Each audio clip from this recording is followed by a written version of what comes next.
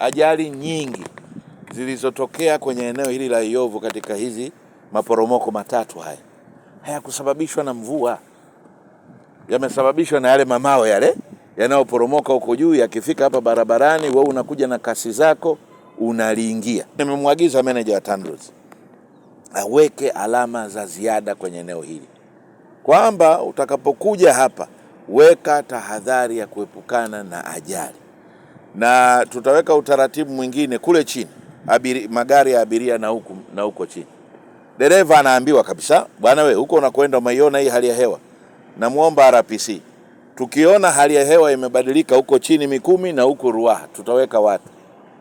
Anapokuja dereva wa basi hapa, tumeshawaona hivi sasa tu, akija anachochea. Sasa imagine amekuja amechochea, kuna jiwe hapa size ya gari lenyewe, ataenda kuwabwaga watu huko chini mtoni. Kwa hiyo tunawapa tahadhari bwana, kuna sehemu inaitwa Iyovu, utaona imewekwa alama kubwa. Ukiipuuzia hiyo alama na ukisababisha ajali, wewe na kampuni yako. Kuanza kufanya utafiti wa kujiridhisha kinachoendelea huko juu ya milima, ambapo nadhani katika siku za karibuni tutapandisha wataalamu wetu juu, lakini vile vile tutatumia njia nyingine za kitaalamu kwa maana ya kutumia drone pamoja na vifaa vingine ili kuenda mbali zaidi. Kwa hiyo hatua ya awali ni kwamba ndani ya siku mbili hizi tutahakikisha kwamba timu ile maalumu ambayo imeundwa na taasisi zote husika kwa maana ya TFS, ofisi ya mkurugenzi mtendaji wa halmashauri, TANROADS pamoja na wataalamu wa mazingira kupanda huko juu na kwenda kujiridhisha.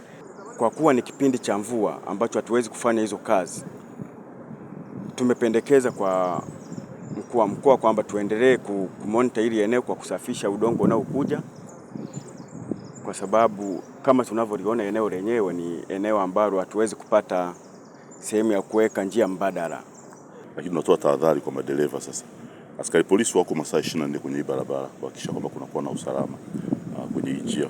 Lakini tumeshaongea na TANROADS, wameweka baadhi ya alama, zingine wataweka. Tunatoa tahadhari kwa madereva wanaotumia njia hii, wanapokuwa wanakuja nyakati za usiku na kipindi cha mvua, wachukue tahadhari, wapate taarifa kutoka kwetu, wasikilize askari ambao wanakuwa barabarani